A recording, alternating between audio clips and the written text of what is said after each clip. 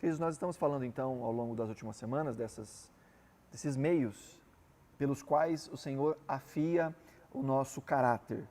A ideia é de nós desenvolvermos um caráter que seja cada vez mais parecido com o caráter de Jesus. Então esse é o alvo. O alvo é a piedade.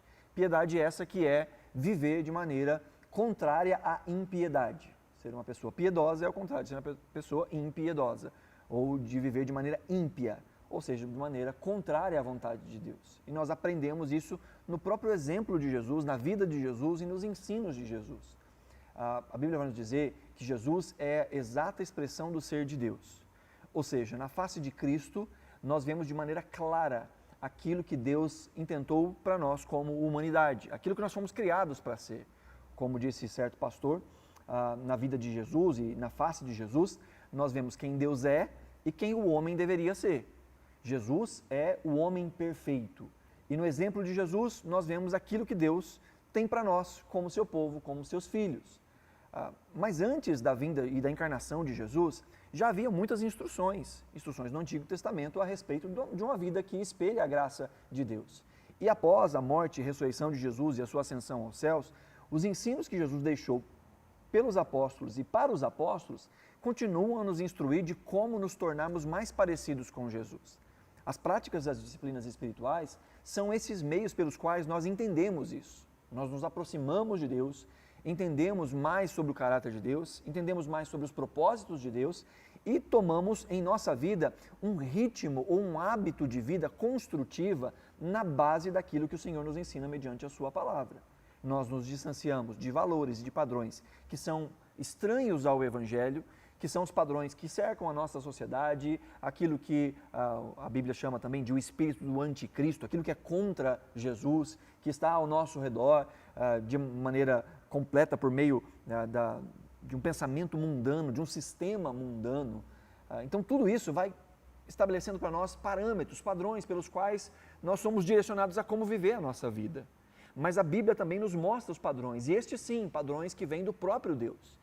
Então vivemos num mundo onde há essa rivalidade entre um sistema de pensamentos que flui de um coração e de um mundo que jaz no maligno e de um sistema de pensamentos que está nas Escrituras, que apontam para aquilo que o Senhor tem para nós, e de maneira ainda mais plena, que mostram quem Jesus é e como nós deveríamos ser se de fato crescêssemos em Deus de maneira plena, de maneira completa, nós seríamos cada vez mais parecidos com Jesus. O que temos meditado, isso desde o nosso primeiro encontro, a partir do texto de 1 Timóteo capítulo 4, o verso 7, Paulo vai dizer para Timóteo, exercite-se pessoalmente na piedade. Então ele vai fazer um paralelo no versículo 8, dizendo que o exercício físico tem algum valor, outras versões trazem, o exercício físico tem pouco valor, mas pouco valor em que sentido? Neste sentido que ele está falando aqui, nesse sentido espiritual. Enquanto no mundo as pessoas estão cada vez mais cultuando o corpo, cultuando a beleza, cultuando a saúde, e não tem problema nenhum ser bonito, não tem problema nenhum ser forte e nem ser saudável, nenhum problema.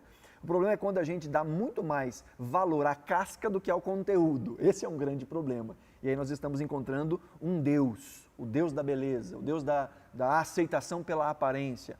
Paulo então vai dizer que há um tipo de exercício que ele tem pouco valor, ou que ele tem algum valor, mas é um valor apenas momentâneo, apenas temporário, apenas para a vida de cá.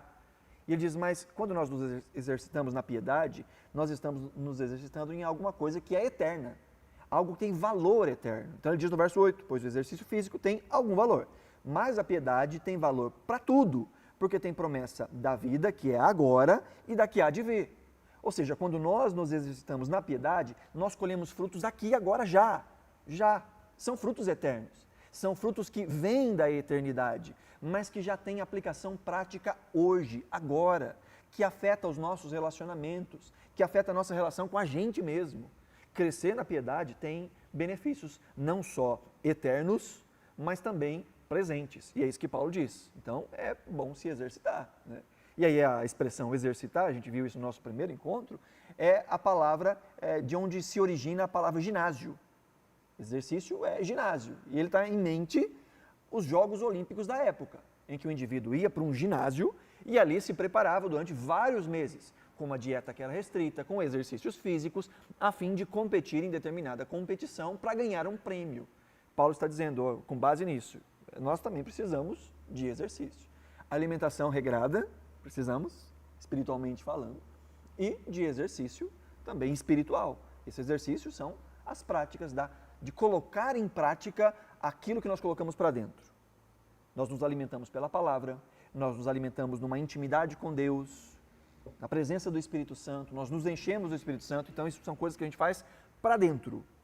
Mas há coisas que a gente faz para fora, que são essas ações consecutivas, ou essas ações que são consequentes de uma vida transformada. Isso é exercício. E isso gera maturidade. A adoração, a comunhão, a celebração, o serviço, são atos que a gente faz a partir deste enchimento. E é nessa junção de coisas para dentro e para fora que nós desenvolvemos o caráter de Jesus.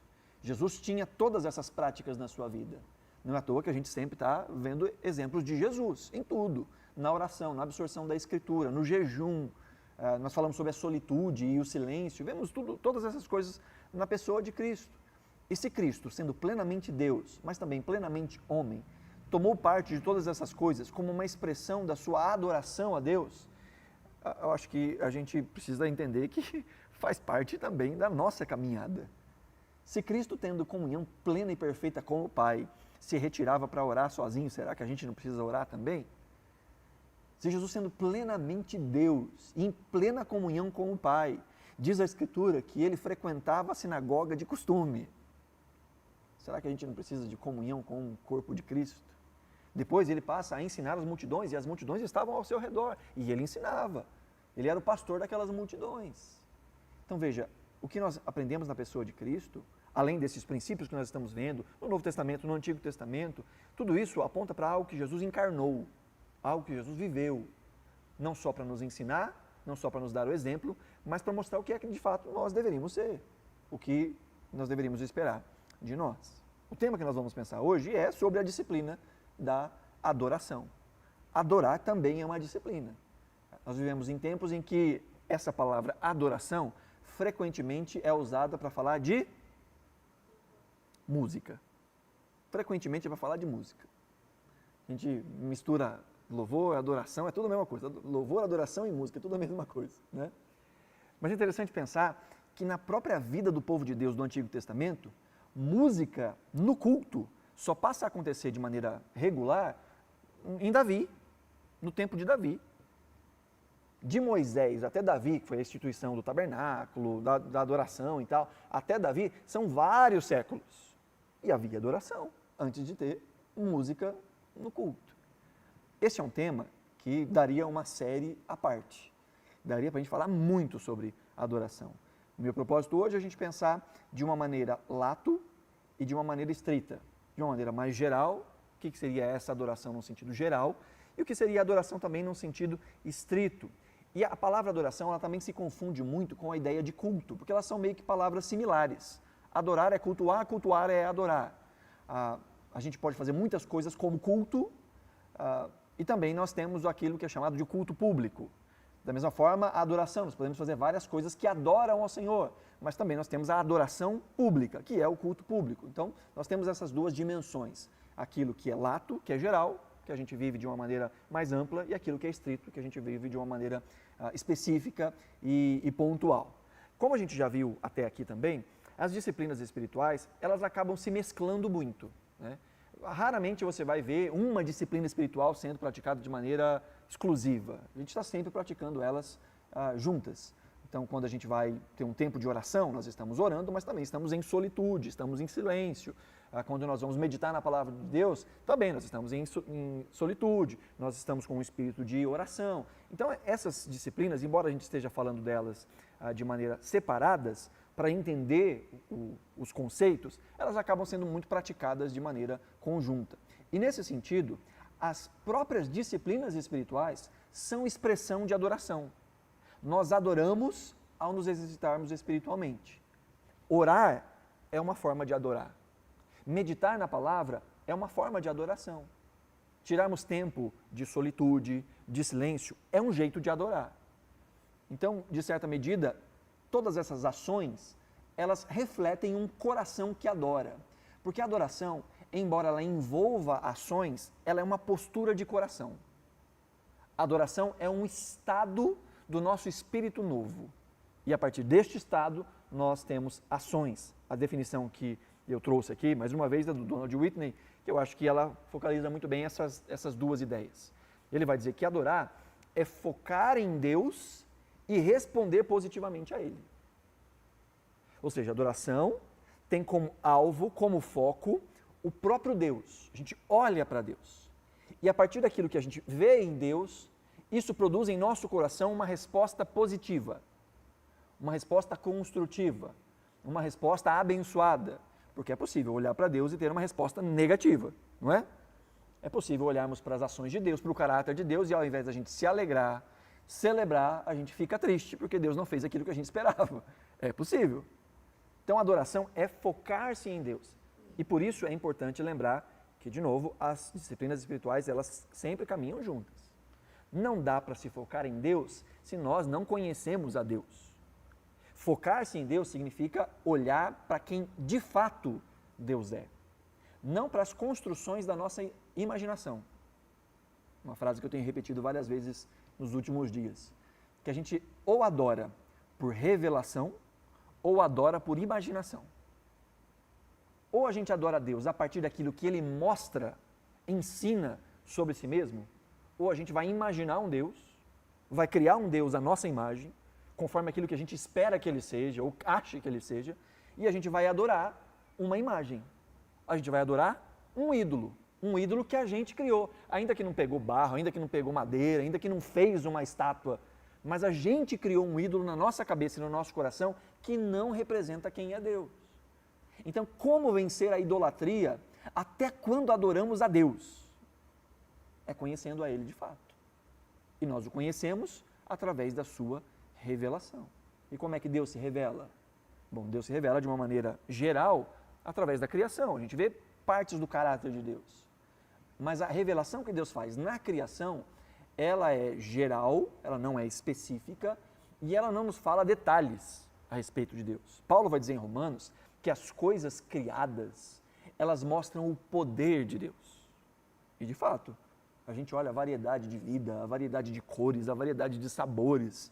Isso pensando só no nosso planetinha. Aí você começa a olhar para as estrelas, para as galáxias e ver bilhões de estrelas e planetas que orbitam essas bilhões e bilhões de estrelas. A gente não faz ideia se tem algum tipo de micro-organismo que viva ali, se existe algum tipo de metal diferente daquilo que a gente conhece aqui. A gente não faz ideia do que acontece para além do nosso sisteminha solar. E a gente nem sabe o que acontece no nosso sistema solar.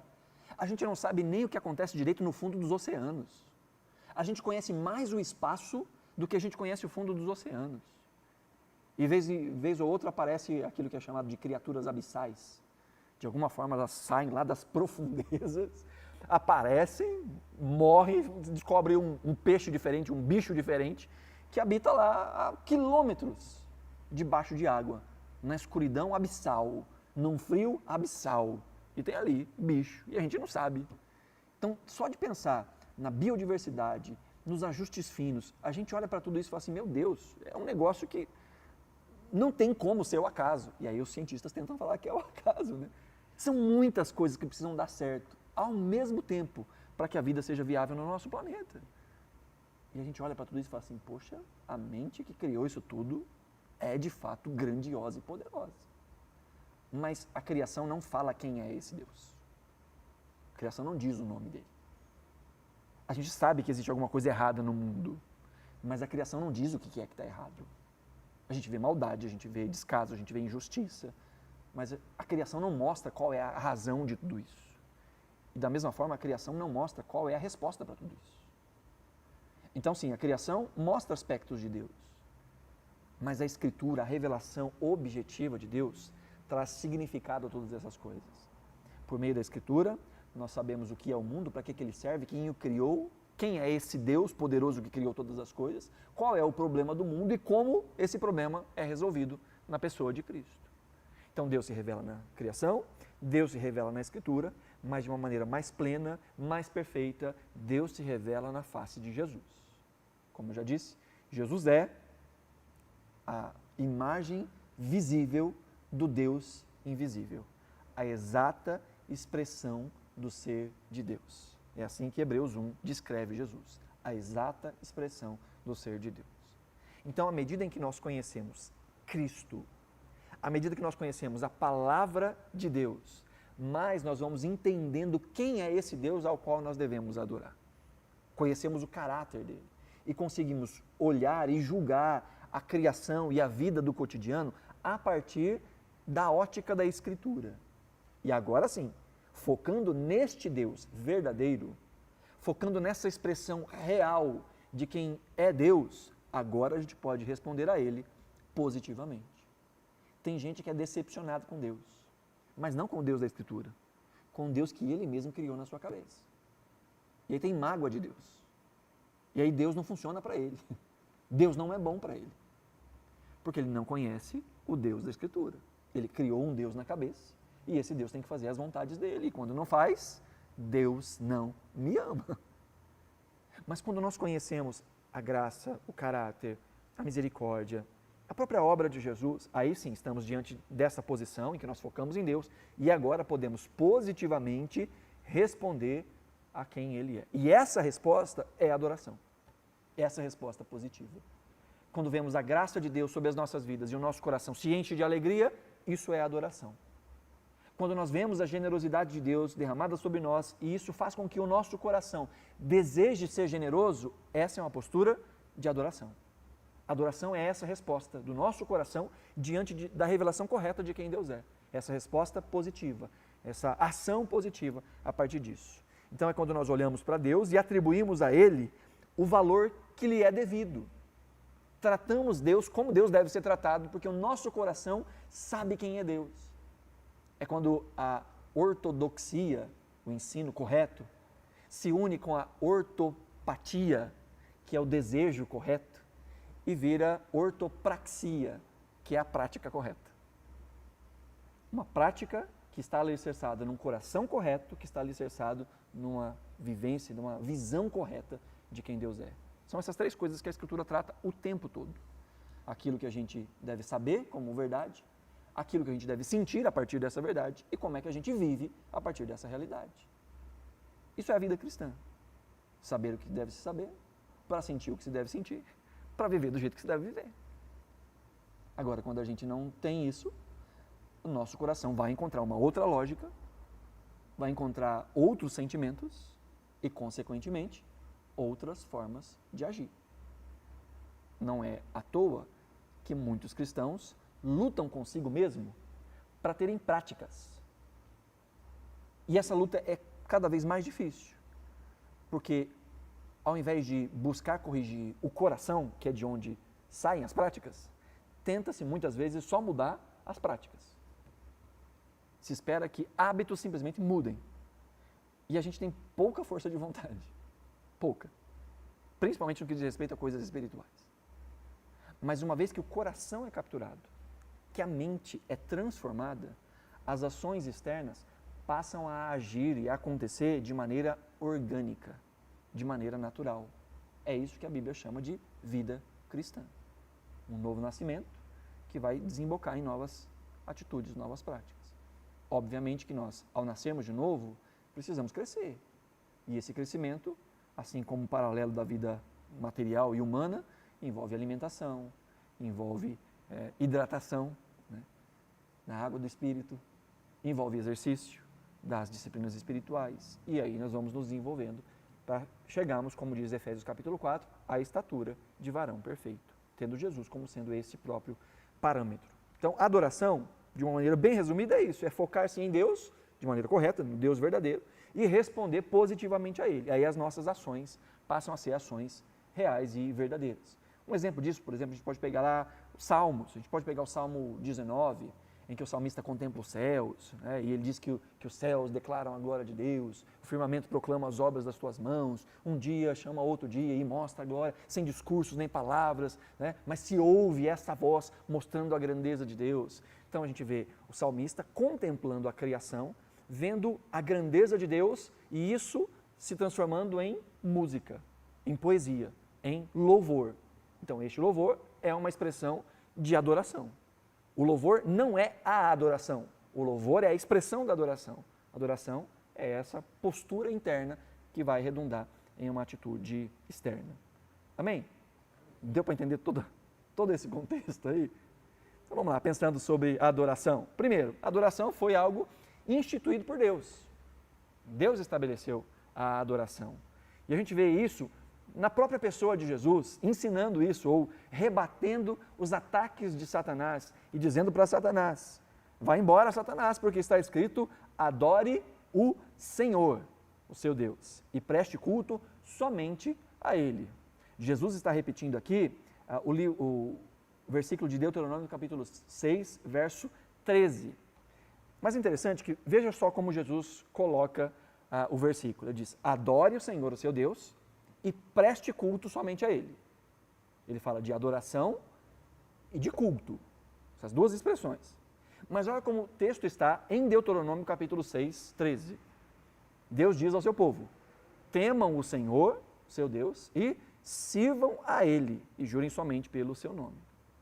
Peraí, mas Jesus então está distorcendo o texto? É isso que ele está fazendo? Vamos lembrar uma coisa. O Antigo Testamento foi escrito em hebraico, muito bem. E o Novo Testamento foi escrito em grego, muito bem. Houve um tempo em que o Antigo Testamento, escrito em hebraico, foi traduzido para o grego.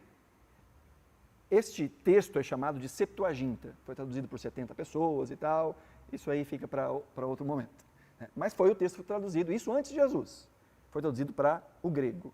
A citação que Jesus está fazendo de Deuteronômio 6,13 é exatamente as mesmas palavras que aparecem na versão da Septuaginta.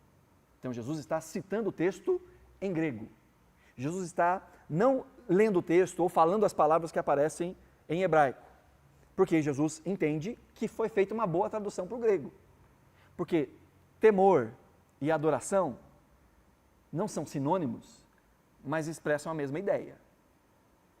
Há outras formas de temer a Deus, ou há outras formas de adorar a Deus, mas temer a Deus é adorá-lo, e a adoração envolve temor. Temor é algo que acontece dentro. Temor fala de coração. E Jesus fala sobre prestar culto. Lá no texto fala servir. Dá para servir a Deus de muitas formas, não dá? Mas uma das expressões a respeito de culto é serviço. Tanto que em inglês, culto é service. Serviço. Serviço a Deus e culto são coisas que estão imiscuídas. Ou seja, Jesus está nos dando aqui essa dimensão correta sobre o que é adoração. Adoração é algo que acontece por dentro e que se mostra do lado de fora. Ele diz: adore a Deus e preste culto diante do texto que Deus havia ensinado. Temam para dentro e sirvam para fora. Adoração é, de fato, focar os olhos em Deus, isso produz algo em nós e este algo se materializa em ações. E aqui a gente vê o imperativo de Deus. Temam. Deus está falando com o seu povo, temam a Deus, adorem a Deus, prestem a Ele culto, sirvam a Ele, falando a respeito de si mesmo. Há aqui então esse imperativo, é uma postura em que Deus nos conclama a adoração. Adorar não é algo que a gente inventou. Culto não é algo que a gente inventou. Culto foi algo que Deus nos chamou para fazer. Tem algumas liturgias, e eu entendo o motivo e as frases, que às vezes a gente diz assim: Senhor, o Senhor é bem-vindo aqui. E tudo bem, quando a gente entende que a gente está dizendo que Deus tem total liberdade em nós. Mas se a gente for pensar de maneira assim, bem prática, não é a gente que dá boas-vindas para Deus. É Ele que está chamando a gente para adorar. Não é a gente que está convocando Deus para ser adorado. É Ele que disse: vocês me prestam culto. Então, ao adorar, ao estarmos reunidos, por exemplo, como comunidade de fé, o que estamos fazendo é atendendo a uma conclamação. Não é à toa que no Antigo Testamento o culto também é chamado de solene assembleia ou solene conclamação. Deus chamando os seus filhos. E isso abre a nossa ideia, primeiro, para pensar no privilégio que nós temos de adorar a Deus, de Deus nos chamar para a sua presença, e segundo, da grande responsabilidade e do grande pecado quando nós dizemos para Ele: Não. Deus diz, venham me adorar. E a gente fala, não, vou não. É Deus quem nos chama. É Deus quem estabelece. Quem estabeleceu no Antigo Testamento culto foi Deus. Quem estabelece na Nova Aliança culto de adoração é Deus.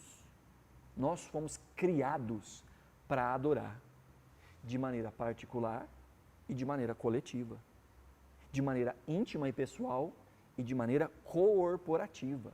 Nós fomos criados para isso. Deus, inclusive, separou na sua antiga aliança um tempo específico, de um dia específico, inteiro, para se deleitar apenas nele. Na nova aliança, a gente sabe que vem a hora, e já chegou, que a gente adora a Deus em todo lugar, em todo momento e em todo dia. O que a nova aliança faz não é destruir, mas é ampliar. É ampliar para o tempo todo. Mas isso não significa que, enquanto eu adoro particularmente, o tempo todo, então quer dizer que eu não tenho que mais ter um tempo reservado para adoração com a comunidade de fé? De maneira nenhuma. A Escritura fala das duas coisas, da adoração privada e particular e da adoração corporativa e congregacional. Então há um convite de Deus, na verdade há uma instrução, um imperativo, uma ordenança de Deus, para que nós o adoremos. Então foi ordenado por Deus. E porque foi ordenado por Deus, logo, não adorar a Deus é... Aí você pensa no que é não adorar a Deus. Quando a gente não faz o que Deus fala para a gente fazer, a gente está fazendo o quê? É pecado. Não adorar a Deus é pecado. É não ser aquilo que nós fomos criados para ser. É viver na contramão da nossa própria identidade cosmológica. Nós fomos criados para ser isso, adoradores. E, gente, não dá para ser neutro. Se não adoramos a Deus, necessariamente vamos adorar alguma outra coisa. Não existe em cima do muro. Ou adoramos a Deus em todas as áreas da nossa vida, ou em alguma área da nossa vida existirá um outro Deus. Uma outra coisa, que vai ditar o que a gente tem que pensar, o que a gente tem que sentir e o que a gente tem que fazer.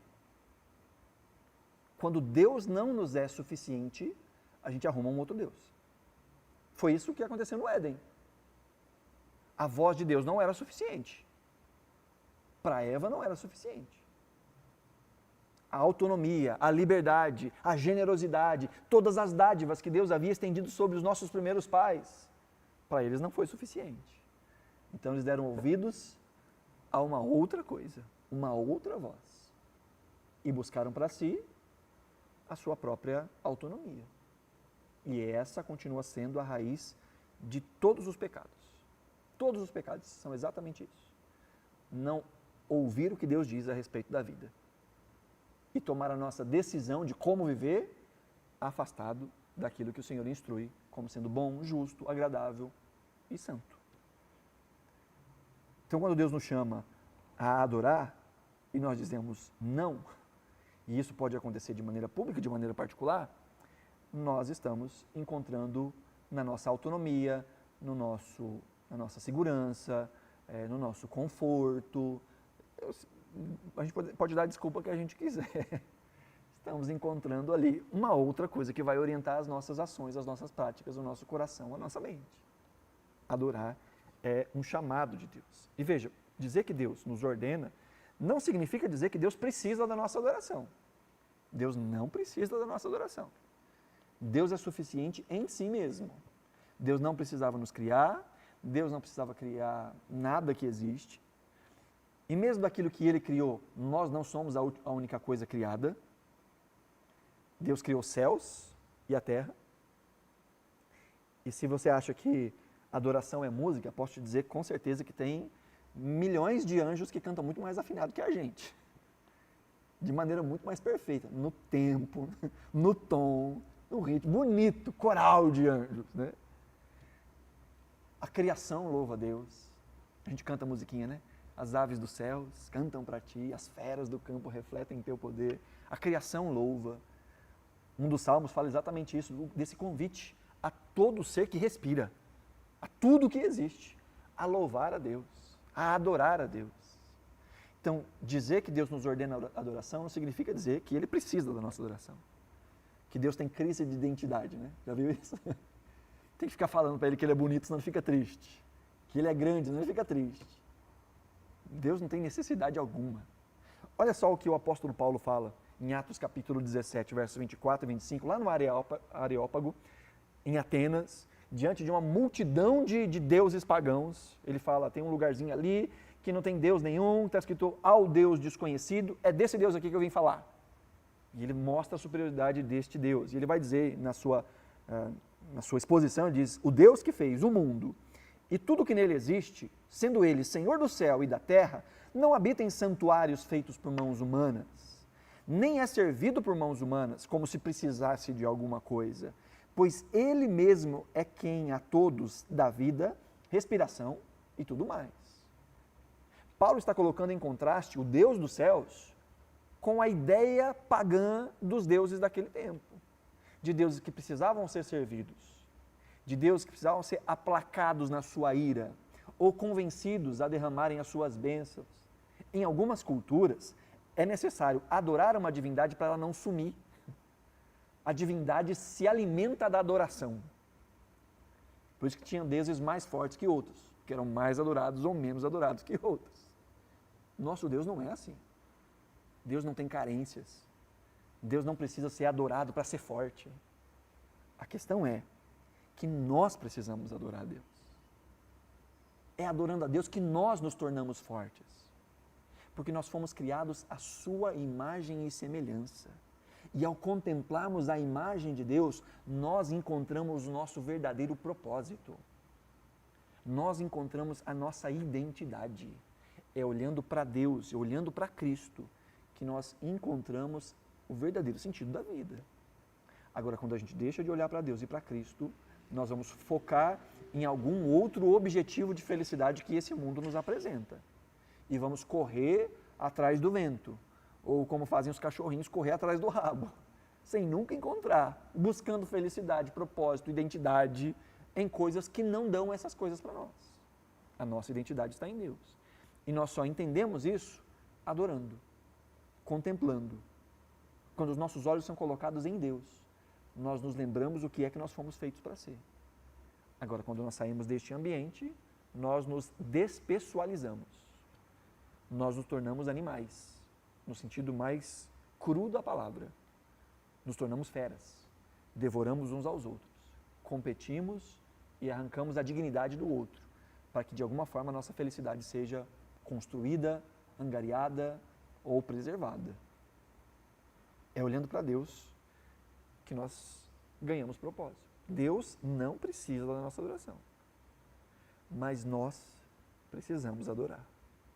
É a nossa essência. Sabe, imagina se uma bola de futebol tivesse identidade, assim, tivesse consciência. A bola de futebol foi feita para ser jogada.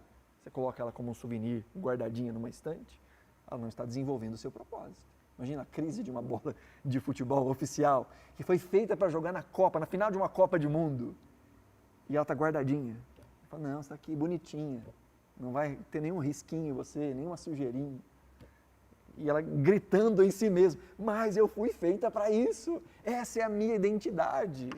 Nós fomos criados para adorar a Deus. E por adorar, não digo só cantando, acho que a gente já superou essa etapa, né?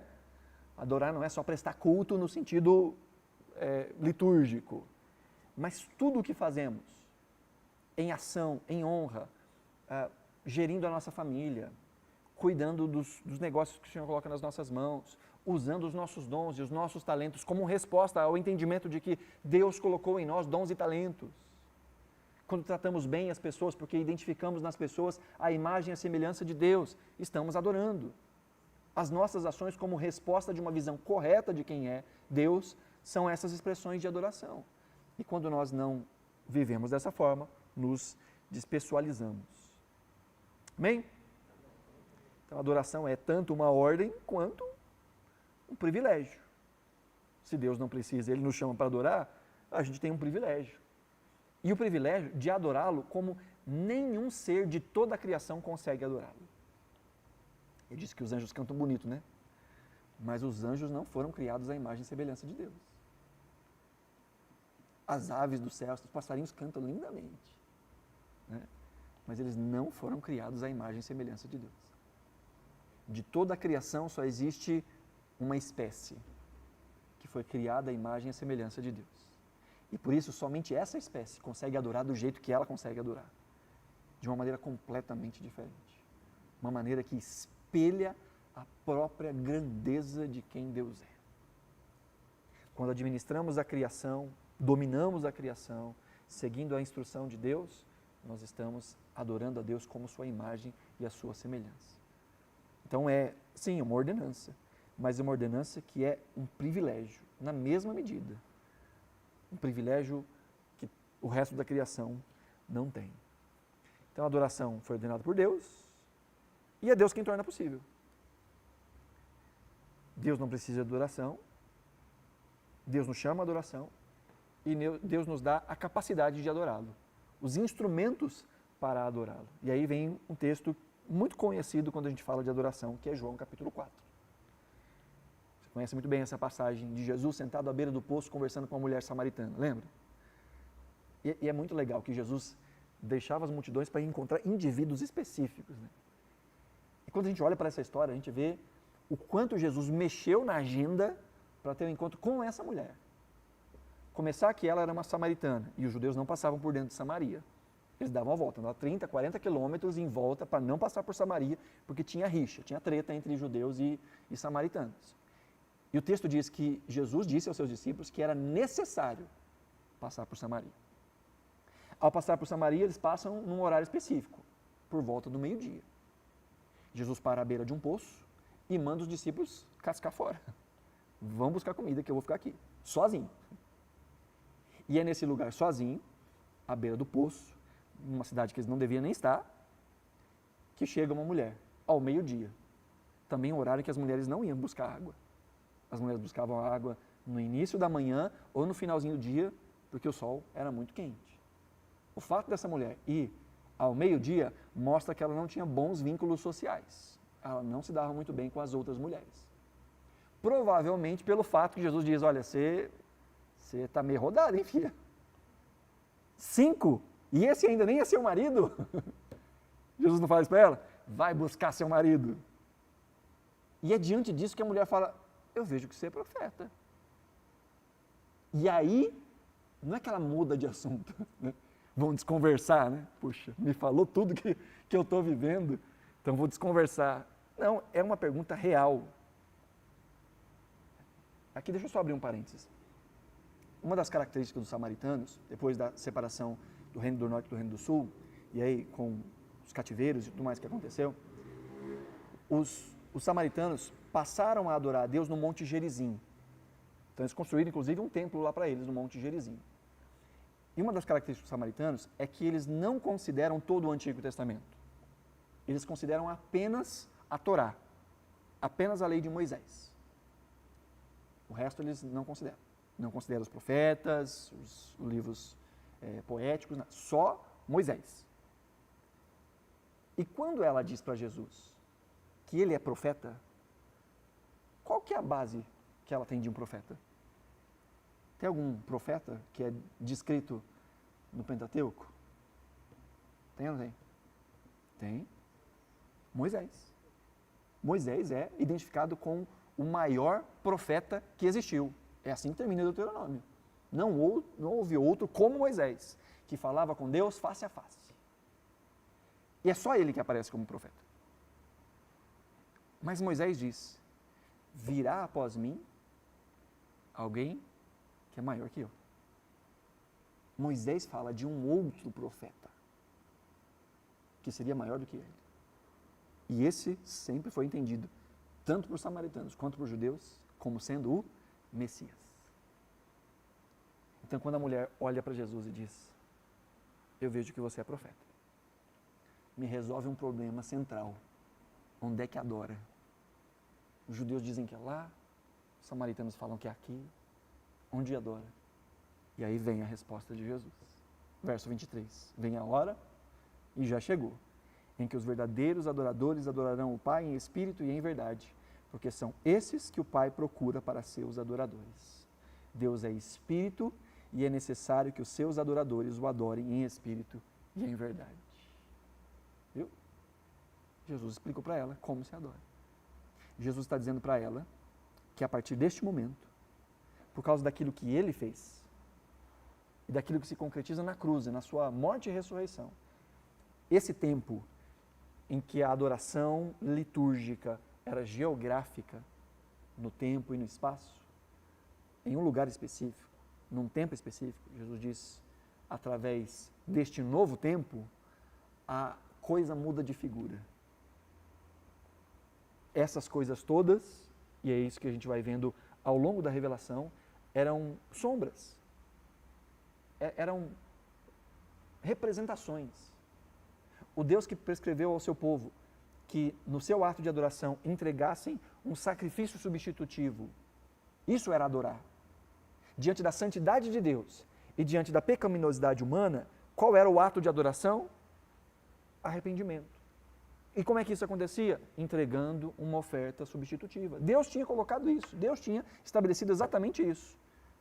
Quando vocês se verem pecadores, vocês podem resolver isso, entregando um sacrifício. De quem que esse sacrifício falava? A gente sabe muito bem. Para onde esses sacrifícios apontavam? Apontavam para a pessoa de Jesus. Então, desde o Antigo Testamento, Deus nos ensina, nos direciona e torna possível o ato de entrar na sua presença sem sermos fulminados pelos nossos pecados. Mesmo sendo pecadores, não somos aniquilados pelo nosso pecado, porque desde o Antigo Testamento o Senhor tem ensinado que existe um sacrifício substitutivo que cobre os nossos pecados. No Antigo Testamento isso era encenado, no Novo Testamento isso aponta para Jesus. Se cumpre em Jesus e por meio de Jesus nós temos livre acesso ao trono de Deus para sermos chamados de filhos, aproximados de Deus, sem medo de sermos fulminados pelos nossos pecados. Jesus está dizendo, chegou a hora, que adoração é isso, se aproximar de Deus. Lá, aqui, hoje, amanhã, já não importa mais, porque agora é por meio do Espírito. É uma adoração que é feita em Espírito, ou mediado pelo Espírito, capacitado pelo Espírito, o Espírito que revela Deus, o Espírito que revela a verdade de Deus.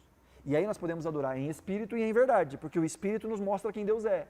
E nos mostrando quem Deus é, a gente adora o Deus verdadeiro, de verdade. O Deus que está instituído nas páginas da Escritura, que é mostrado nas páginas da Escritura, mas que o Espírito Santo nos aponta e confirma que Cristo é o Filho de Deus, a própria expressão de quem é Deus. É o Espírito que nos convence do pecado, da justiça, do juízo.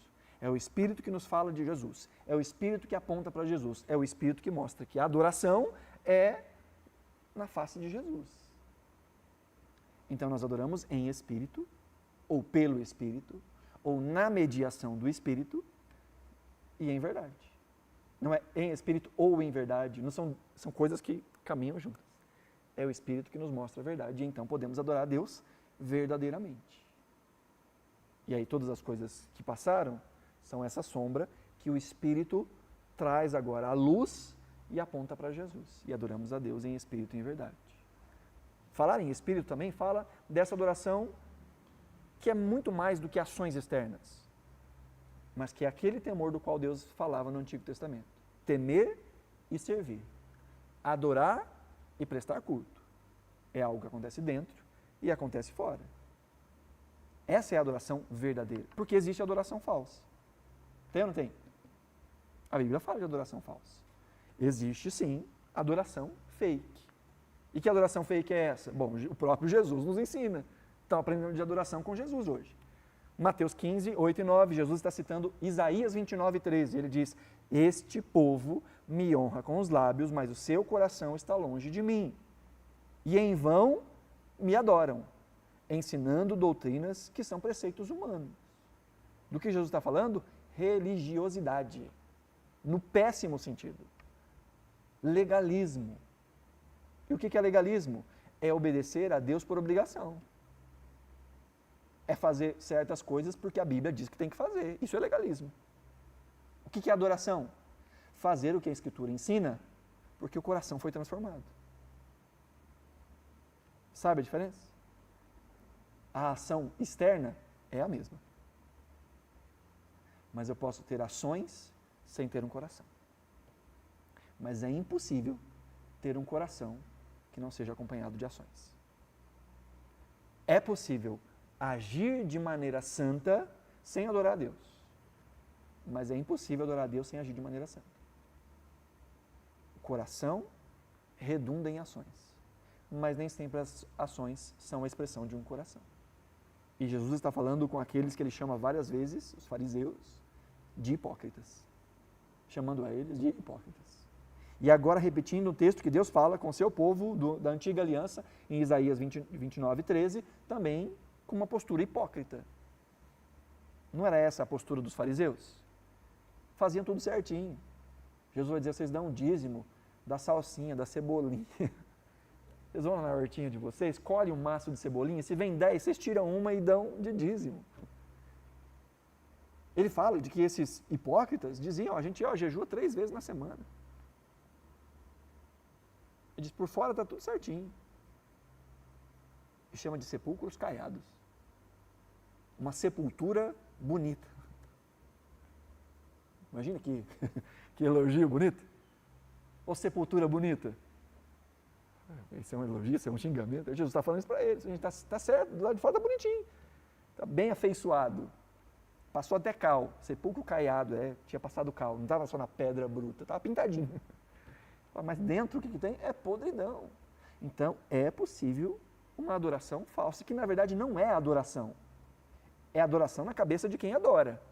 Mas diante de Deus não é adoração. É só falsidade, é só hipocrisia. Por isso, só é possível adorar na mediação de Jesus, na ação do Espírito Santo, a partir da revelação da Escritura. Porque vemos quem Deus é, isso produz algo em nós e a gente age. Agora, se a gente só age sem que o coração esteja alinhado, a gente vai forçando. Veja, e há um tempo da nossa vida em que as coisas são menos orgânicas. E faz parte do crescimento espiritual. A gente, em adoração, fazer ainda que não sente, mas faz como expressão da verdade. Eu sei que é verdade, não estou sentindo a vontade de fazer, mas eu sei que é verdade, que aqueles que nasceram de novo vivem assim. Então, como expressão da verdade em adoração, ainda que o coração não foi capturado, eu faço. Porque a adoração é ao mesmo tempo uma expressão, mas é uma formação. A adoração não muda Deus, mas muda o adorador. A gente se torna, não é isso que diz o Salmo? Aquilo que nós adoramos. Aquele que adora os deuses mudos, cegos, que tem olhos e não veem, tem boca e não fala, tem pés mas não andam. O salmista diz, tornem-se semelhantes a eles, aqueles que o adoram. Salmo 111 e o Salmo 112 são uma duplinha de salmos. A gente não vai explorar isso aqui não, porque vai dar bastante tempo. Mas você pode fazer isso em casa. Você vai ver o Salmo 111 falando características de quem é Deus. Fala que as obras de Deus são grandes e tudo mais. E aí quando você lê o Salmo 112, que vai falar bem-aventurado aquele que teme ao Senhor, você vai ver várias características que são, no Salmo 111, endereçadas a Deus, sendo agora endereçadas àquele que adora a Deus. Pois faça esse comparativo em casa. Vários atributos, várias características que o salmista diz no Salmo 111. Deus é assim, Deus é assim, Deus é assim. O mesmo salmista no Salmo 112 vai dizer, aquele que adora a Deus é assim, assim, assim, com as mesmas características. Fazendo eco àquilo que vai dizer no Salmo 115. A gente se torna aquilo que a gente adora. Se a gente adora um Deus que é generoso e reconhece a generosidade de Deus, nós vamos nos tornando generosos. Se a gente compreende o perdão de Deus e se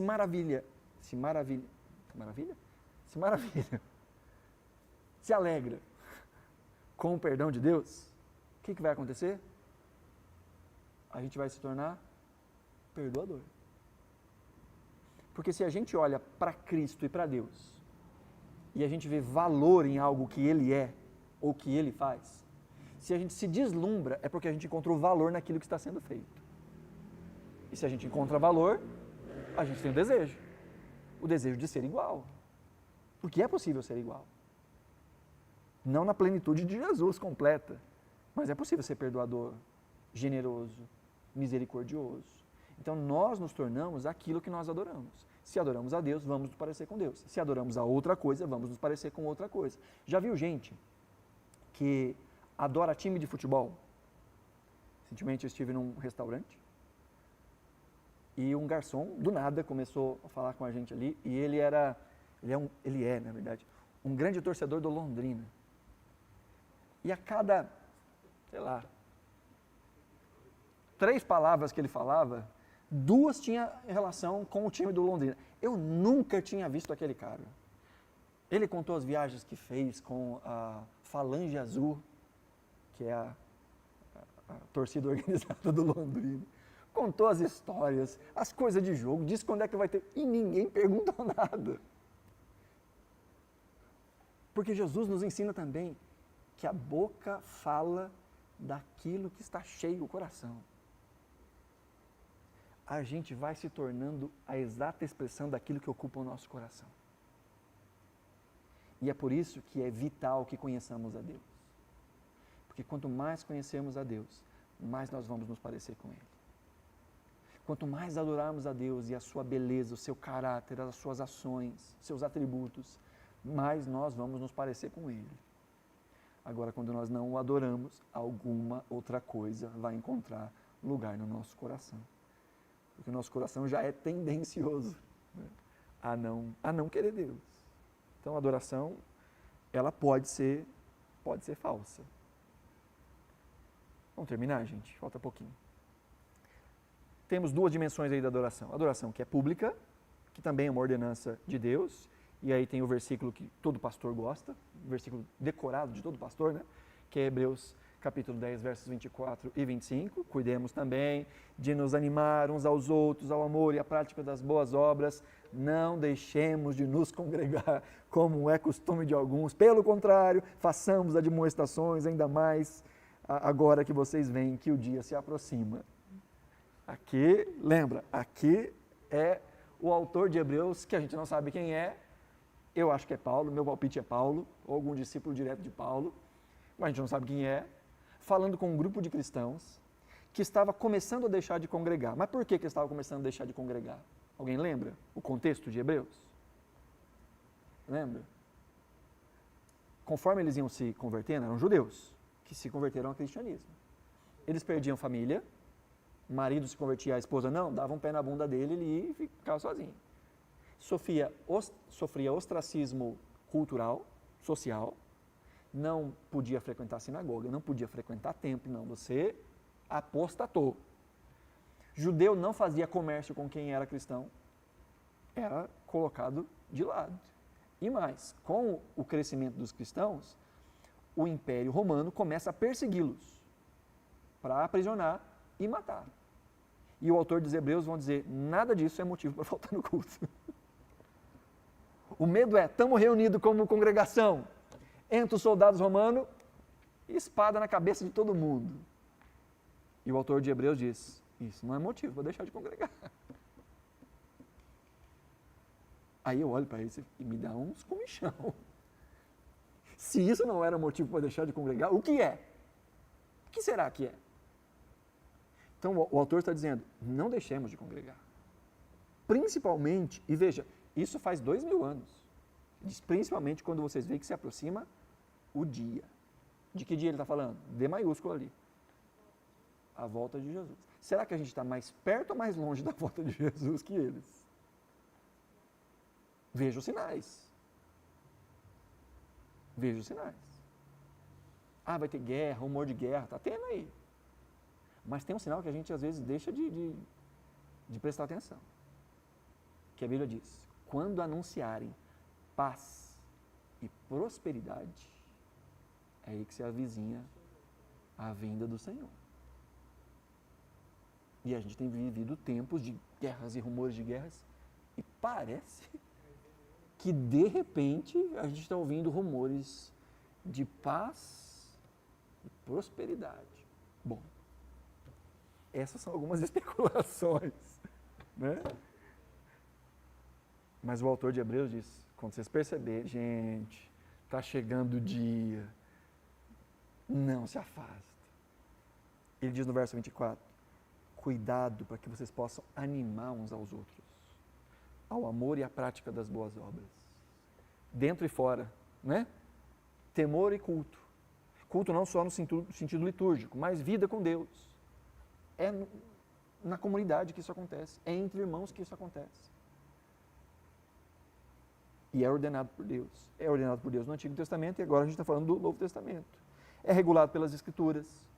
O Novo Testamento, as cartas, exatamente vão tratar como é que vive a vida de culto.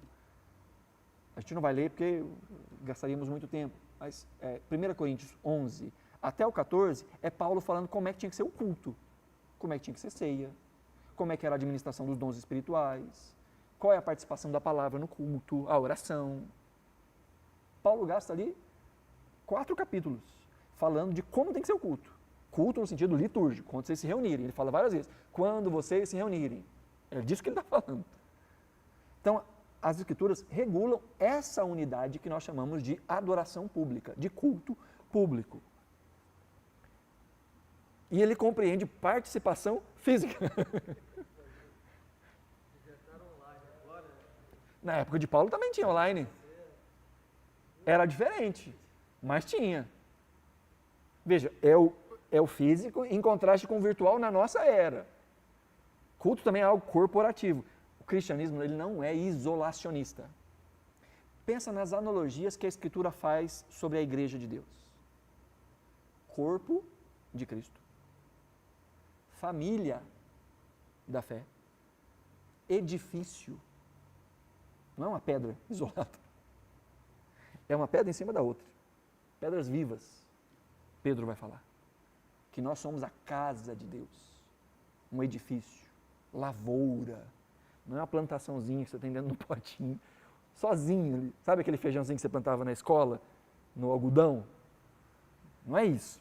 É lavoura. É muito. É campus. Não é um membro amputado do corpo. É um corpo.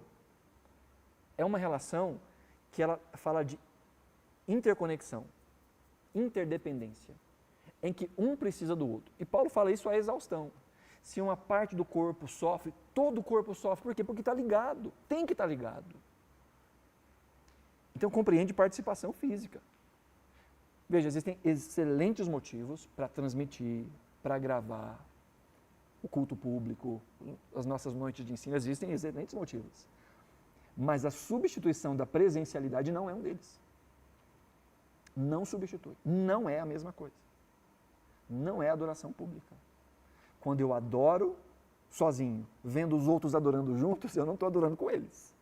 A gente está até adorando ao mesmo tempo, mas não está junto. Não é culto público. É uma devoção particular, a partir da mesma palavra, mas não é a mesma coisa.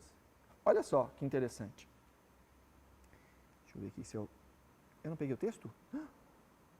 Ah, não. Se eu não tiver pego o texto, a gente vai ter que abrir na Bíblia. Abre aí a sua Bíblia em Romanos, capítulo 1. Capítulo 1, verso 10. Paulo diz, a minha versão nova Almeida atualizada, tá? Em todas as minhas orações, pedindo em algum momento, pela vontade de Deus, surja uma oportunidade de visitá-los. Porque desejo muito vê-los, a fim de repartir com vocês algum dom espiritual, para que vocês sejam fortalecidos. Isso é, para que nos consolemos uns aos outros por meio da fé mútua, a de vocês e a minha. E aí o texto segue. O que nós estamos vendo aqui, gente? Um discipulado online. Paulo queria estar com os romanos. Não dava. O que ele fez? Fez a transmissão das suas palavras. Do jeito que tinha. Uma carta. Mas Paulo está dizendo que algumas coisas precisavam ser presenciais. Diz, eu quero estar com vocês para a gente se encorajar mutuamente. Quando eu assisto uma transmissão, eu posso até estar sendo encorajado por quem está falando, ou por aquilo que está acontecendo. Mas eu não estou encorajando ninguém. E o culto público é encorajamento mútuo. É em comunidade que a gente desenvolve os nossos dons. A gente recebe dos dons dos outros e a gente dá dos nossos dons. Isso acontece em comunidade. Então, Paulo está dizendo aqui que o motivo dele querer estar com os irmãos é que existem certas coisas que só se vive junto. É assim que a gente se edifica mutuamente, que a gente aconselha uns aos outros, que a gente confessa os pecados uns aos outros, que a gente leva os fardos pesados uns aos outros. E a gente vai ver na Escritura várias e várias vezes essa expressão uns aos outros. É a vida em comunidade. Há um aspecto da vida cristã e da adoração cristã que só é vivido em comunidade, que não é vivido de maneira particular e que não dá para ser vivido de maneira particular. Da mesma forma, existem aspectos da adoração que só são vividos de maneira particular e não pública. Então, uma coisa não substitui a outra. Há essa adoração lato, mas há essa adoração estrita. Há esse culto que é estrito, público, e que a gente faz em comunidade. Amém, gente? Acho que após a pandemia se fortaleceu ainda mais essa questão do remoto, né? A pandemia zoou o rolê. Falando o grego clássico. A pandemia ajudou muito as desculpas. Então, assim, é um paliativo, óbvio. Às vezes a pessoa está doente e não consegue. É um paliativo. Agora, a questão é que nós fomos chamados também para a adoração pública. E ela não é substituída. Né? Que existem elementos da adoração e do cristianismo que só podem ser vividos em comunidade.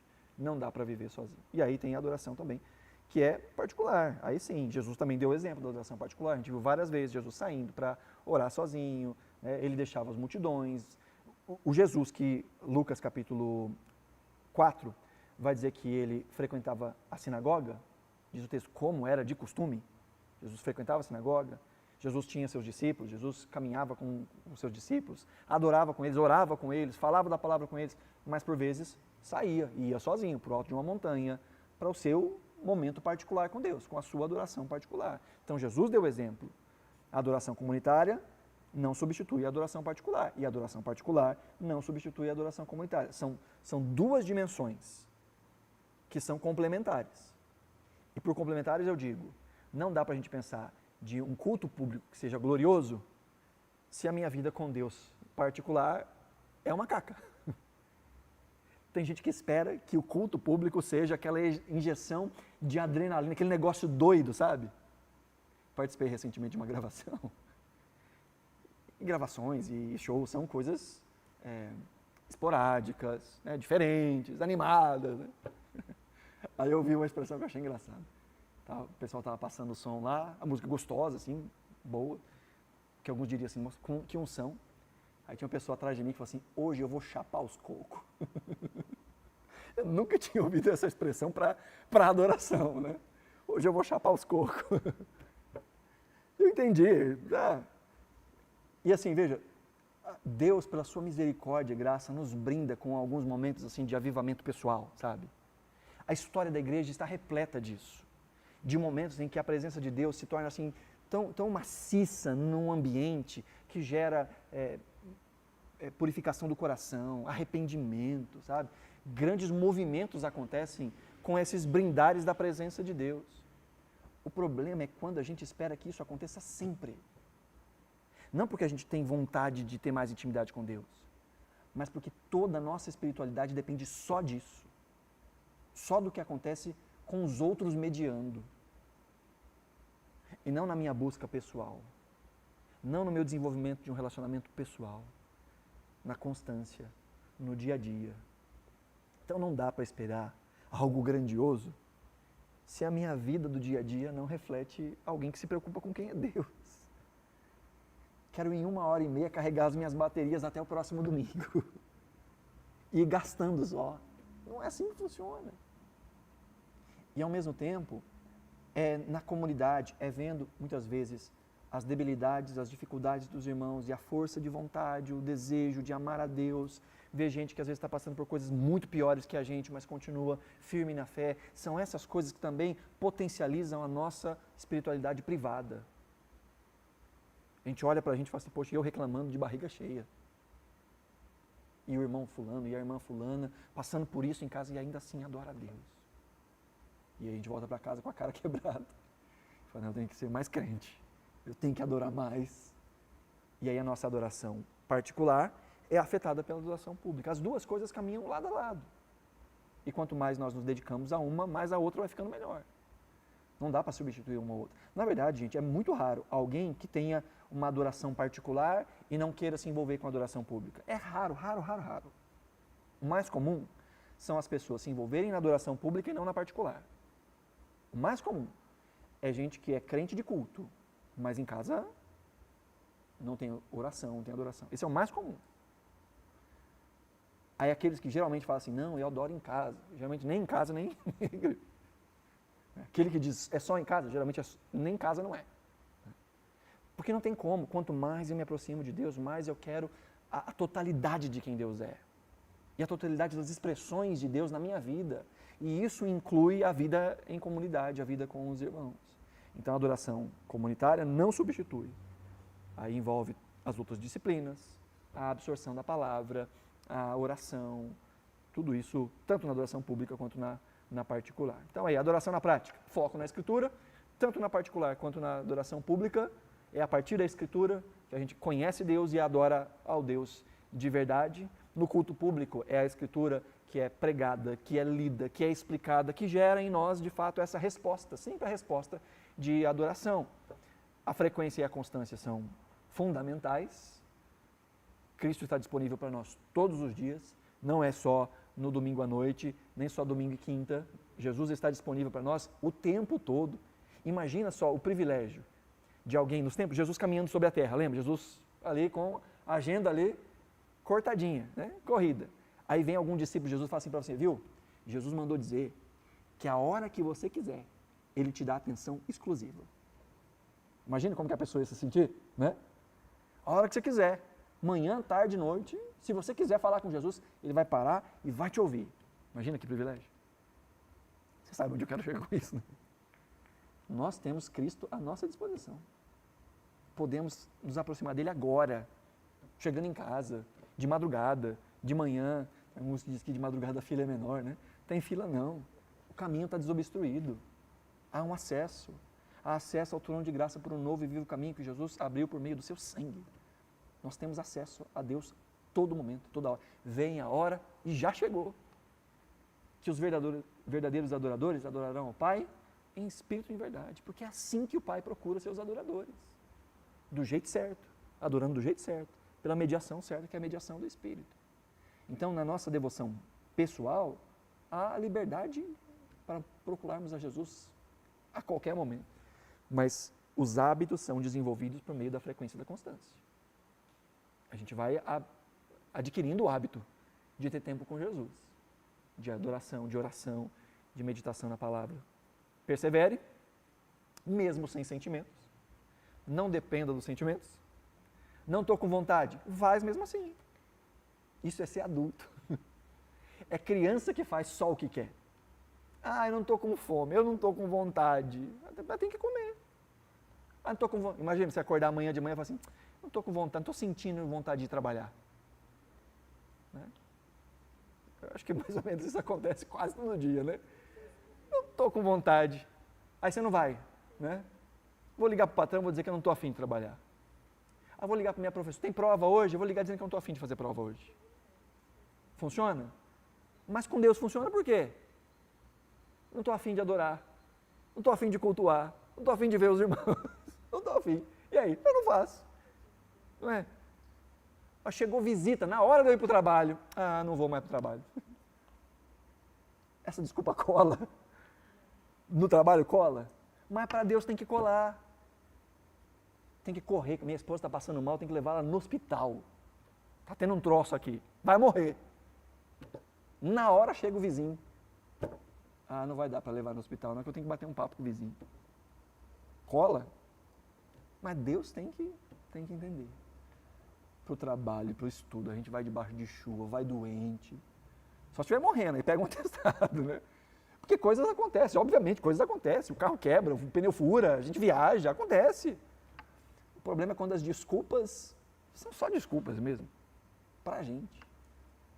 Então, é no meio da repetição e da perseverança Com sentimento ou sem sentimento? Estou com vontade, vou. Não estou, aí que eu vou. Ai, meu coração está quentinho hoje, eu quero dizer umas palavras de amor para Jesus. Não, eu estou triste, estou chupenga, estou mal, estou decepcionado.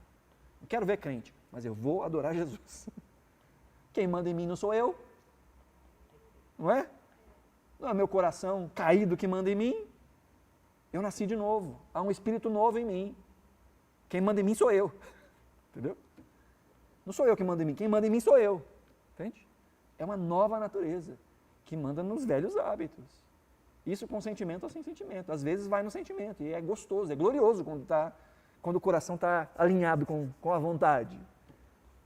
Mas às vezes a gente precisa daquilo que a Bíblia chama de sacrifício de louvor.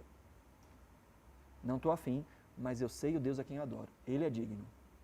Ele é digno de adoração, de louvor, de honra, da minha vida. Não estou me sentindo bem, mas eu vou tratar o outro bem mesmo assim, porque o outro é a imagem de Deus, a imagem e semelhança de Deus. Minhas tretas internas, ele não tem nada a ver com as minhas tretas internas. Então, quando a gente age em adoração, ainda que não existam sentimentos equivalentes. E aí, por último, reverência e preparação. Lembrar que, no caso do culto público, o culto público ele começa antes da saudação. O culto público começa quando eu chego, quando eu encontro os irmãos, quando eu tenho tempo de comunhão, quando eu me assento e em espírito de adoração preparo o meu coração para me entregar de maneira completa com a minha comunidade. Quando eu tenho tempo de adoração, de oração, quando ao longo do dia eu separo tempo para pedir ao Senhor que fale ao meu coração, para que Ele me use de alguma forma na vida dos outros. E isso não é só para pastor, não é só para músico, não é só para quem está na escala de alguma coisa. Deus pode tocar a vida de alguém através do seu boa noite ali na porta. Ainda que você não esteja na escala de recepção. Às vezes uma palavra, um sorriso, um abraço. Quando a gente entende isso, a gente se prepara antes do culto. Para dizer, Senhor, eu estou indo para receber e estou indo para levar. Eu quero receber aquilo que o Senhor tem para mim através dos meus irmãos e eu quero ser um canal de bênção na vida dos meus irmãos. É muito comum entre os puritanos separarem o domingo para atividades espirituais. Iam fazer evangelismo, iam ter tempo de oração, iam ter tempo de jejum.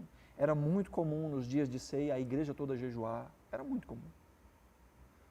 Mas com o passar do tempo a gente vai colocando tanta coisa na agenda e às vezes o domingo é o dia mais corrido da semana. Porque tudo que a gente não conseguiu fazer durante a semana a gente põe no domingo. Aí o domingo bate uma laje. Aí chega no culto, só o caco, só o bagaço. Com o resto que sobra de energia, de atenção, enfiou um monte de coisa na cabeça, maratonou uma série inteira que estava com vontade de assistir, mas a semana não deu para fazer, a cabeça está cheia, o coração está angustiado, aí segunda-feira está chegando, eu estou pensando nos boletos que eu tenho que pagar, aí eu estou com sono, eu estou cansado, estou quebrado fisicamente e emocionalmente, a família está ruim, não tirei tempo nem para pensar no que eu estou fazendo, aí eu chego, o culto acabou e eu estou chegando. A carcaça está aqui, mas a mente está lá fora. E aí eu volto para casa e falo assim, o pastor não estava inspirado hoje. Hoje o culto foi frio. Hoje o louvor não falou comigo. E aí é culpa de todo mundo, menos da minha mente dividida no meu coração frio. Gente, a adoração é algo que é comunitário, mas que parte também de uma vivência particular. Na intimidade com Deus, Ele sempre fala com a gente. Às vezes Ele fala coisa que a gente não quer ouvir. Isso é outra história. Mas Ele sempre fala. O problema é que nem sempre a gente quer ouvir. Ou nem sempre a gente tem ouvidos para ouvir. Porque a nossa mente e o nosso coração estão divididos em tantas coisas. Então, reverência e preparação. Para o culto público isso funciona, para o culto privado isso funciona. Quando eu tenho um tempo dedicado de adoração na minha casa, então eu vou me preparando para que isso aconteça. Libero a minha agenda, não faço corrido, não marco um compromisso 5 minutos depois, porque vai que o negócio engrena. Tem que parar porque eu marquei um compromisso para... Não, tenho tempo. E coloque Deus sempre como prioridade, que o resto encontra o seu devido lugar. Se a gente coloca as outras coisas e espera uma vaga para colocar Deus, essa vaga não vai aparecer. Mas quando a gente faz o que Jesus diz em Mateus capítulo 6, a gente busca em primeiro lugar o reino de Deus e a sua justiça, as demais coisas vão encontrando o seu devido lugar. E a vida vai ficando mais manejável, porque Deus nos dá sabedoria, discernimento e graça para vivermos o dia a dia.